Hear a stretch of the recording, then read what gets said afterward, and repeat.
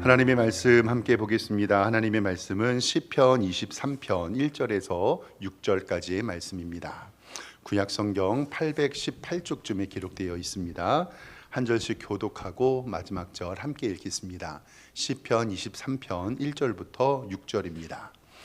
여호와는 나의 목자시니 내게 부족함이 없으리로다. 그가 나를 푸른 풀밭에 누이시며 쉴만한 물가로 인도하시는도다. 내 영혼을 소생시키시고 자기 이름을 위하여 의의 길로 인도하시는도다. 내가 사망의 음침한 골짜기로 다닐지라도 해를 두려워하지 않을 것은 주께서 나와 함께 하심이라. 주의 지팡이와 막대기가 나를 안위하시나이다. 주께서 내 원수의 목전에서 내게 상을 차려주시고 기름을 내 머리에 부으셨으니 내 잔이 넘치나이다. 내 평생의 선하심과 인자하심이 반드시 나를 따르리니 내가 여호와의 집에 영원히 살리로다. 아멘. 우리 주보에 기록된 대로 오른손 높이 들고 믿음의 고백 선포하겠습니다. 나는 천지를 지으신 여호와께 복을 받는 자입니다. 아멘. 우리 말씀 듣기 전에 옆에 있는 성도님들과 인사 한번 하겠습니다. 좌우 돌아보시면서 주님의 이름으로 사랑합니다 인사하겠습니다. 네, 주님의 이름으로 사랑합니다. 오늘 예배 잘 오셨습니다. 하나님께서 오늘도 우리에게 은혜 주심 믿습니다. 벌써 오늘이 2025년 마지막 주일 예배입니다. 어르신들이 세월이 정말 빠르다고 하셨던 말씀이 정말 실망이란다. 실감이 납니다. 실감이 납니다. 2025년도에도 정말 애쓰셨습니다. 하나님께서 우리 성도님들의 가정과 직장과 그리고 하나님의 교회에 은혜 주셨고 그리고 더 큰 은혜 주실 줄 믿습니다. 우리나라에도 이런저런 많은 일들이 있었지요. 신문이나 방송국마다 조금씩 다르지만 한 언론사에서 2025년도 10대 뉴스가 나와서 제가 좀 적어왔는데요. 잠깐 화면 보면 정치, 경제, 사회, 문화 이렇게 골랐던 것 같아요. 첫 번째로는 헌정사상 두 번째 대통령 탄핵과 조기 대선이 있었고, 또 우리나라가 78년 만에 검찰청 폐지 및 사법체계의 개편이 있었고요. 그리고 코스피 지수가 역사상 첫 4천선 시대를 돌파했다고 하더라고요. 그리고 경주 에이펙과 정상회의 개최 및 외교 성과가 있었고, 내란과 김여사, 최상병 3대 특검이 동시에 일어났던 게 바로 올해입니다. 그리고 대형 플랫폼과 통신사에서 대규모 개인정보 유출 사태가 발생됐고, 캄보디아 등 동남아시아에서 고수익 알바 유인해서 납치 살인 사건과 비극이 나라에 또 있었습니다. 오징어 게임 등 K 콘텐츠의 글로벌 흥행이 재점화되었고 주 4일제가 논의되어 있다고 해요. 그리고 워라 하라는 저는 처음 들어봤는데 일과 삶이 조화를 이루는 문화가 정착됐다고 하는데 잘 모르겠어요. 저는 9번은. 그리고 10번은 기후 재난 일상화에 따른 기후 정의와 시민 운동이 확산되었다고 이렇게 보고가 된 것을 좀 가져와 봤습니다. 우리 석샘교회도 2025년도에 많은 일이 있습니다. 한번 1년 전을 생각해 보면요, 1년 전에 송구영신 예배 드리면서 기도 제목 쓰고, 기도 제목 쓸 때마다 제 아이들은 맨날 그러거든요. 아빠 이거 꼭 써야 돼요. 써야 된다. 써라. 그리고 나서 봄 지나고 고난주간 특세와 부활주일 성례식을 기쁨으로 감당했고요. 그리고 올 초에 봄 대신방이 있었습니다. 그때 우리 성도들의 가정을 방문하고 예배 드리고 기도 제목을 들었던 게 엊그제 같습니다. 그리고 올해 새롭게 구역이 편성되어서 교회가 든든히 서고 우리 구역장님들이 엄청난 수고를 해주셨죠.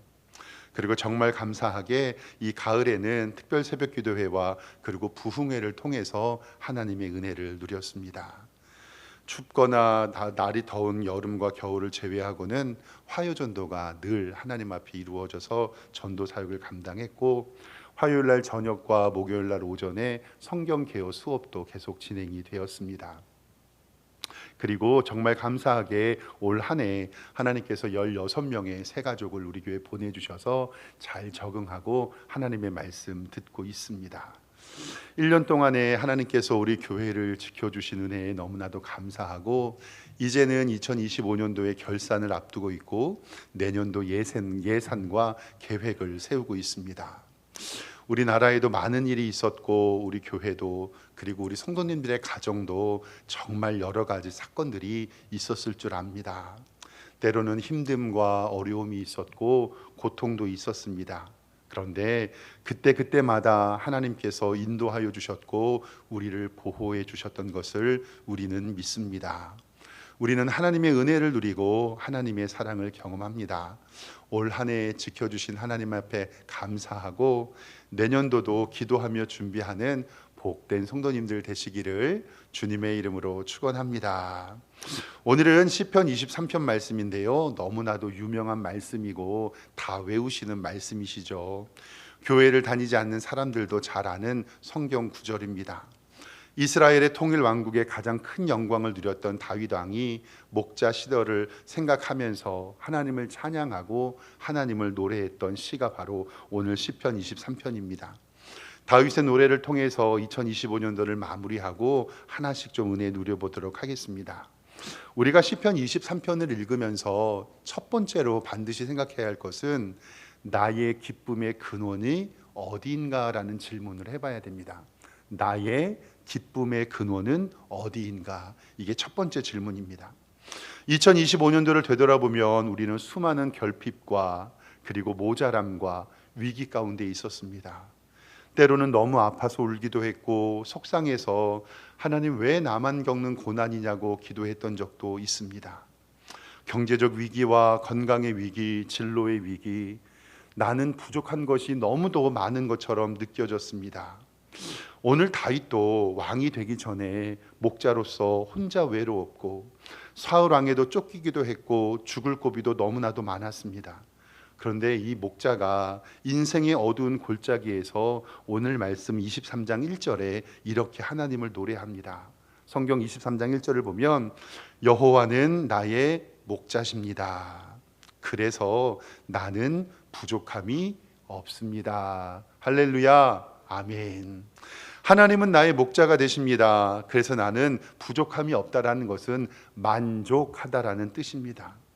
다윗의 만족하고 부족함이 없는 이유는 단 하나입니다. 뭐냐면 여호와 하나님이 나의 목자가 되어주신다고 성경은 이야기합니다. 다윗의 기쁨과 다윗이 이렇게 하나님 앞에서 감사할 수 있는 근원, 위로의 원천, 소망의 이유는 바로 하나님 때문입니다. 내가 돈이 많아서 명예가 많아서 건강이 좋아서 자식들의 성공으로 인하여 하나님을 찬양하는 것이 아니라 나의 기쁨의 근원과 위로의 원천과 소망의 이유는 하나님이 우리의 목자가 되어 주십니다. 다윗은 시편의 여러 부분에서 하나님을 자신의 기쁨으로 말합니다. 좀 네 가지의 말씀을 제가 찾아봤는데 화면 보면서 좀 생각해 보도록 하겠습니다. 첫 번째로 다윗은요, 하나님을 통해 얻는 기쁨이 세상의 풍요보다 더 크다라고 고백을 해요. 하나님을 통해서 얻는 기쁨이 세상의 풍요보다 더 크다. 시편 4편 7절 말씀에 주께서 내 마음에 두신 기쁨은 그들의 곡식과 새 포도주가 풍성할 때보다 더합니다.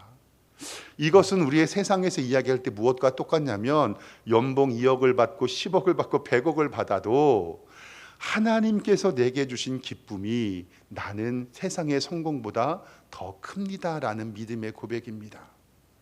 사랑하는 성도 여러분, 하나님께서 나에게 주신 기쁨이 세상의 기쁨보다 더 충만하기를 주님의 이름으로 축원합니다. 두 번째로는요, 하나님께서 나의 생명의 길, 결국은 천국으로 인도해 주신다는 거예요. 시편 16편 11절 말씀에 보면 주께서 생명의 길을 내게 보이셨고 주의 앞에는 충만한 기쁨이 있고 주의 오른쪽에는 영원한 즐거움이 있나이다. 바로 생명의 길과 충만한 기쁨과 영원한 즐거움은 우리가 죽음도 두려워하지 아니하며 하나님 앞에서 천국으로 인도해 주실 것을 우리는 믿기 때문입니다. 그리고 세 번째는 내가 구원받았기에 하나님께 예배하는 것이 가장 큰 기쁨이라고 시편 기자는 고백합니다.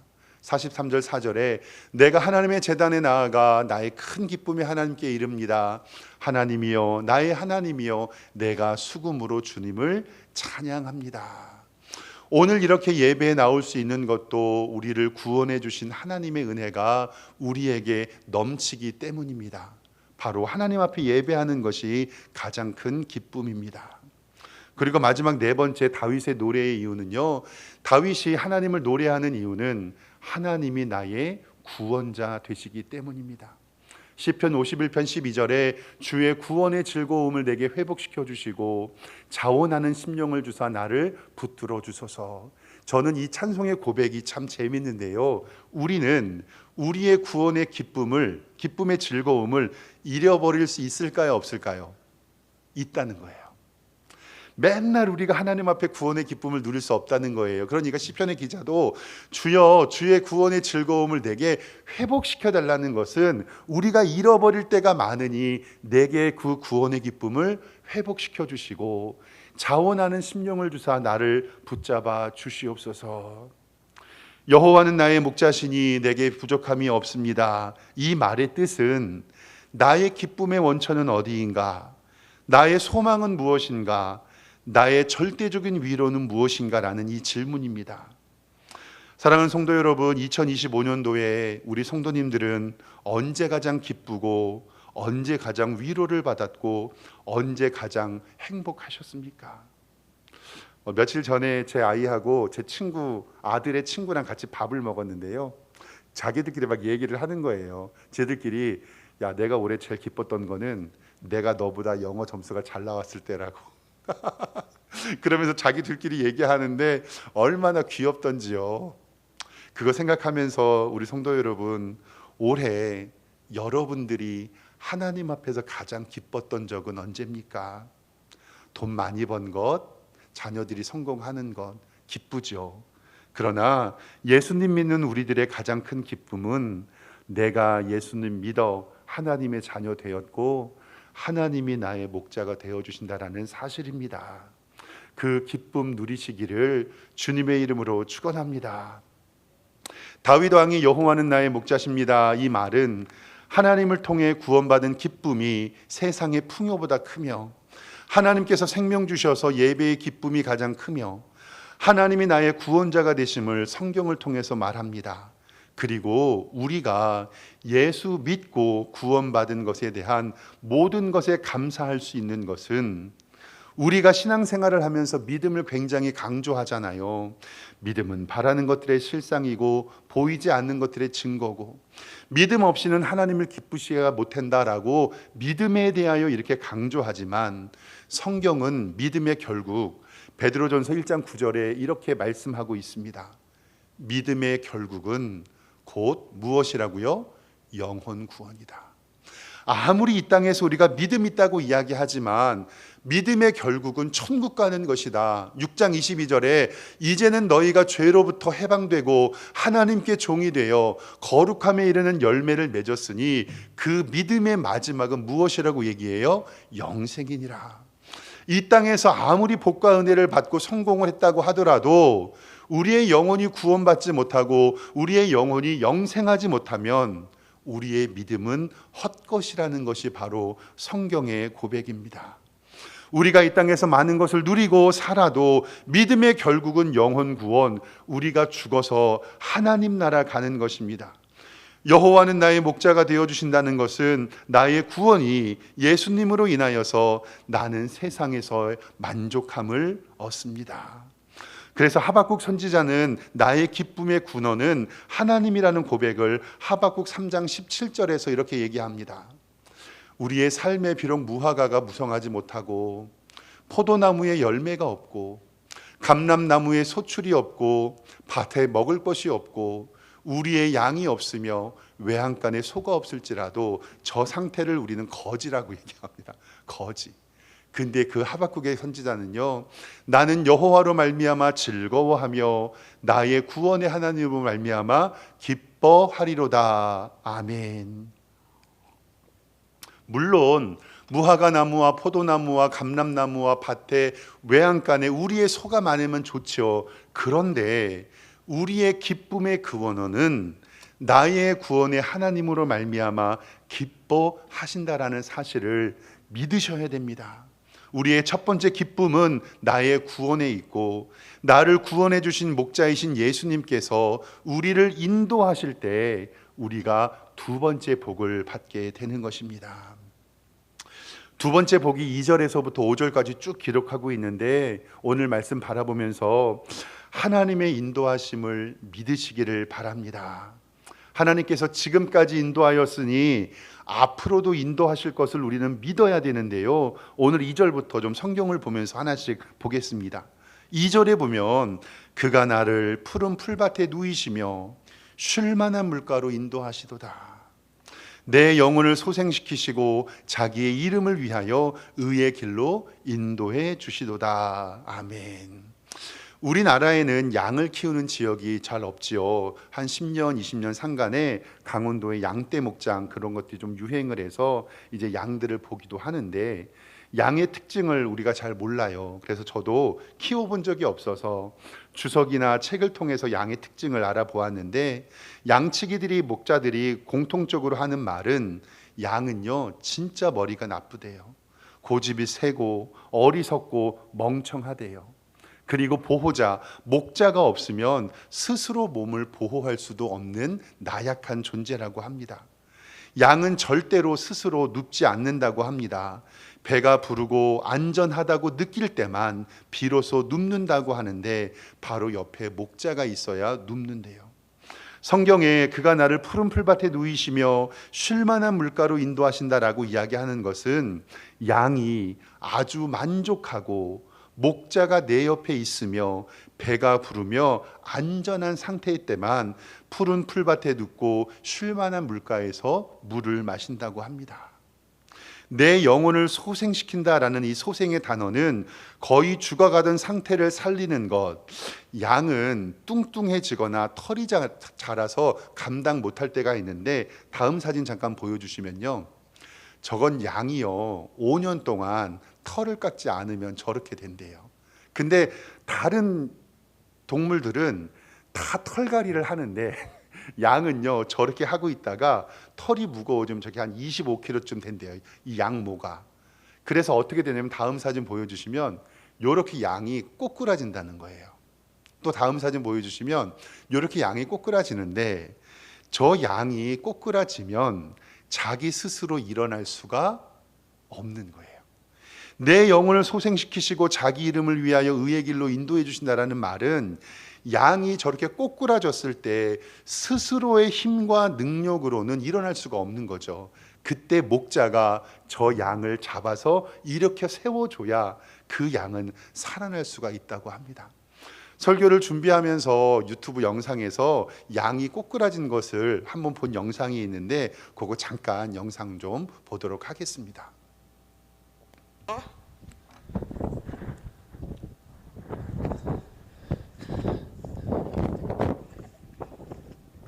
양은 절대로 혼자 못 일어난다고 하더라고요. Listen up here.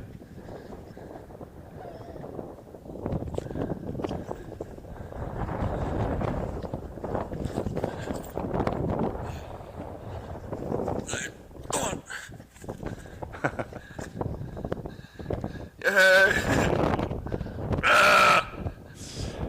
저 영상을 바라보면서 내 영혼을 소생시키시고 자기 이름을 위하여 의의 길로 인도해 주신다. 이 다윗은요 저렇게 양들이 넘어져 있을 때 하루를 정리하고 밭에서 들어올 때 양이 넘어져나 안 넘어져 있느냐를 확인한 거예요. 근데 문제는 뭐냐면, 저렇게 양이 넘어져 있었을 때는요 이 양의 위액이 거꾸로 분비가 되어서 배가 불러 터져서 죽거나 늑대와 이리의 공격을 받아가지고 죽게 된다고 이렇게 얘기를 하더라고요. 예수님께서 우리의 목자가 되어주신다는 것은, 우리도 이 세상 살아갈 때 넘어지지 않으면 정말 좋지요. 근데 사랑하는 성도 여러분, 안 넘어질 수 있을까요? 없을까요? 넘어지지 마세요. 시험 들지도 마시고 자빠지지도 마시고 삐지지도 마시고 하나님 바라보며 승리하시기를 주님의 이름으로 축원합니다. 내 영혼이 소생되었을 때에 하나님께서는 성경에 밑줄을 좀 쳐놓으셨으면 좋겠는데 3절에 누구의 이름을 위하여 의의 길로 인도해 주시냐면 자기의 이름을 위하여, 여기서 자기는 하나님의 이름을 위하여 나를 의의 길로 인도해 주신다라는 말씀입니다. 하나님께서 우리의 길을 인도해 주실 때요, 우리는 그 길이 맞는지 안 맞는지 몰라요. 일로 가면 낭떠러지가 있는지, 일로 가면 죽음의 골짜기가 있는지, 이리로 가면 독초가 있는지 알지 못하지만 하나님께서는 내 영혼을 소생시키시고 하나님의 영광의 이름을 위하여 우리를 의의 길로 인도해 주시는 줄 믿습니다. 왜 하나님께서 양들을 자기들의 결정으로 두지 않으시고 왜 하나님의 뜻대로 우리를 움직이게 하시냐면 그것은 양들의 생명을 지키시기 위함입니다. 양들은 멍청하고 우둔하고 시력도 약하고 우리도 내가 나의 길을 선택하면 잘 결정된 것 같지만 그렇지 않습니다. 잠언 14장 12절에는 우리에게 이렇게 말씀해요. 어떠한 길은 사람이 보기에는 바르지만 필경은 사망의 길이다. 이사야 53장 6절에도 우리는 다 양 같아서 그릇 행하여 각기 제 길로 갔거늘 여호와께서는 우리의 모두의 죄악을 그에게 담당시키셨도다. 아멘. 허물과 죄로 죽었던 우리를 예수님의 십자가로 살리신 하나님의 은혜가 내 영혼을 소생시키시고 하나님의 이름과 영광을 위해 우리를 의의 길로 인도해 주실 줄 믿습니다. 서두에 2025년에 한국의 10대 뉴스, 우리 교회의 1년 이야기, 그리고 말할 수 없지만 우리의 가정과 우리 삶에 하나님이 인도해 주신 은혜가 있을 줄 압니다. 모든 것이 하나님의 은혜이고 하나님이 인도해 주셨던 것을 믿습니다. 저는 목사이니 늘 앉으나 서나 교회 생각하지요. 그리고 교회에 있는 시간이 제일 많으니까 2025년도 하나님께서 우리 교회에 부어주신 은혜, 고비고비마다 하나님의 은혜로 채워주신 것, 하나님이 지키시고 보호하지 않으시면 하나님의 교회는 설 수 없다는 것을 다시 한번 느낍니다. 사랑하는 성도 여러분, 올해 하나님께서 지켜주셨으니 내년에도 지켜주실 줄 믿고 기도하시기를 주님의 이름으로 축원합니다. 4절 말씀에 보면 내가 사망의 음침한 골짜기로 다닐지라도 해를 두려워하지 않을 것은 주께서 나와 함께 하신다. 주의 지팡이와 막대기가 나를 안위하신다라고 얘기합니다. 사망의 음침한 골짜기는 우리의 실패의 모습이고 아프고 괴로운 우리의 인생을 표현합니다. 양으로 이야기하면 죽는 고난의 고통, 그러나 그 양들은 해를 두려워하지 않습니다. 왜냐하면 주님이 나와 함께 하시기 때문에 그렇습니다. 성탄절 설교를 들으며 우리는 요셉과 마리아의 아들 이름이 두 개라는 것을 배웠습니다. 첫 번째는 예수라는 이름이고 두 번째로는 임마누엘이라는 이름입니다. 그 임마누엘의 이름이 하나님이 우리와 함께 하신다. 내가 사망한 음침의 골짜기로 다닐지라도 해를 두려워하지 않을 것은 주님이 나와 함께 하심인 줄 믿습니다. 우리가 하나님의 인도하심을 믿고 신뢰하는 이유는 하나님이 나와 함께 하시기에 우리는 두려움이 없고 그리고 지팡이와 막대기가 나를 안위하신다라고 성경은 기록되어 있습니다. 저는 지팡이와 막대기에 잘 구분이 없어서 잘 몰랐는데 신학교에서 히브리어를 보니 막대기하고 지팡이의 원어가 다르더라고요. 막대기는 쉐벳이라는 단어를 쓰고 지팡이는 미시나라는 단어를 쓰는데 잠깐 화면을 좀 보여주시면 막대기하고 지팡이는 저렇게 달라요. 먼저 막대기는 권위와 통치를 사용하고 일이나 늑대가 왔을 때 공격하는 무기로 많이 씁니다. 그리고 지팡이는요, 기대다라는 뜻으로 쓰러진 양을 일으켜 세우는 돕는 역할을 하는데 하나님의 인도를 상징하는데요. 다음 사진 보여주시면 이 그림이 막대기와 지팡이를 아주 잘 묘사하고 있습니다. 그러니까 주의 지팡이와 막대기가 나를 안위하신다라는 것은 저 막대기로 일이나 늑대를 물리치는 도구로 사용되고, 그리고 지팡이는 뭐예요? 이렇게 손목 같은 갈퀴가 있으니까 내가 어둠의 골짜기에 있을 때 이걸로 이렇게 쓱 대지요. 근데 딱 하나 말씀 보면서 걱정되는 게 뭐냐면요, 저 막대기가 마귀 사탄과 악을 제거할 때 사용하는 막대기가 되어야 되는데 저 막대기가 우리가 하나님 앞에 말썽 피워서 징계의 막대기가 되어지 않기를 정말 소망합니다. 우리 성도님들도 집에 몽둥이 하나씩 있으시잖아요. 저도 아이들을 교육하고 좀 무섭게 키우는 편인데 화가 나가지고 아이들이 말을 안 들면 야 가서 몽둥이 가져와. 그럼 애들이 뭐 가져와요? 요거 가져옵니다. 요거. 제가 우리 아이들에게 너 가서 몽둥이 가져와 그러면요 집 앞에 현관문에 걸려있는 요거 가지고 와요. 그리고 요걸로 두들겨 맞거든요. 근데 제가 왜 요거 가지고 왔냐면 아침에 교회 나올 때 이게 걸려 있잖아요. 집 앞에. 하나님 이게 구두 주걱으로만 사용되게 하시고 몽둥이로 사용되지 않게 해주십시오라고 혼자 기도하거든요. 그래서 어쩔 때는요 제 아들이 요거 갖다 버린 적도 있었어요. 그래서 또 사다 놨죠.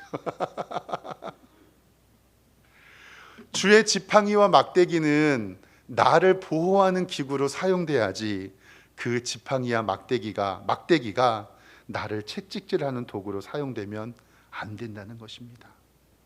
하나님께서 어떻게 우리를 인도하시느냐 5절 말씀에 보면 주께서 내 원수의 목전에서 내게 상을 차려주시고 기름을 내 머리에 부으셨으니 내 잔이 넘치나이다.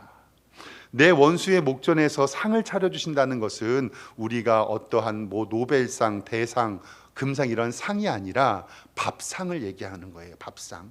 그리고 5절 말씀에 보면 주께서 내 원수의 목전에서 내게 밥상을 차려주시고 기름으로 내 머리에 부으셨으니 내 잔이 넘칩니다 라고 이야기하는 것은 우리가 먹는 밥상, 잔치상을 하나님께서 차려주시고 전쟁 중에 쫓기거나 원수에게 쫓기는 상황에서 하나님께서는 우리의 문제를 근원적으로 해결하여 주시고 우리에게 밥상을 차려주신다라는 말씀입니다. 기름을 내 머리에 부으신다는 것은 지금 생각하면 참기름이나 콩기름을 바르는 것이 아니라 고대 근동에서 가장 귀한 손님이 오시면 향기로운 기름을 발라 그를 환대했던 풍습을 얘기합니다.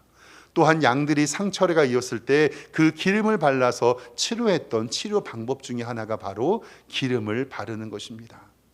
하나님께서는 나를 원수들 앞에서 식사를 차려주시고 나를 귀한 대접해 주시니 하나님 내 잔이 넘칩니다. 이 내 잔이 넘친다는 것은 어떤 거냐면요 우리 성도 여러분 맛있는 뷔페집에 가가지고요 이제 하도 먹어갖고 이제 더 이상 들어갈 수 없는 상태 있잖아요. 아 이제 못 먹어. 요만큼 먹으면 내 배가 터질 것 같아. 그 바로 하나님의 은혜가 최고로 충만한 내 잔이 넘치나이다 라는 것입니다. 이건 역시 귀한 손님이 왔을 때 포도주로 가득 채워 넘치게 하는 것. 당신은 최고의 손님입니다. 우리에게 부족함이 없습니다. 정말 그 사랑을 감격합니다라는 표현입니다. 오늘 시편의 기자는 하나님의 인도하심을 노래합니다. 하나님이 나를 푸른 풀밭에 누이십니다. 쉴만한 물가로 인도하십니다. 내 영혼을 소생시키십니다. 하나님의 이름을 위하여 의의 길로 인도해 주십니다. 사망의 음침한 골짜기에도 두려워하지 않는 것은 주님이 나와 함께 하시기 때문입니다. 주의 지팡이와 막대기가 나를 안위하십니다. 원수의 목전에서 내게 부패를 차려주시고 기름으로 내 머리에 부으시며 나를 환대해 주십니다. 그래서 나의 잔이 넘칩니다. 아멘. 2025년도에 우리를 인도해 주신 하나님의 은혜가 2026년도에는 은혜 위에 은혜로 입혀 주실 것을 믿습니다. 그리고 마지막으로 이제 시편 23편의 결론이에요. 이것은 바로 우리는 천국에서 영원히 살게 된다는 것입니다.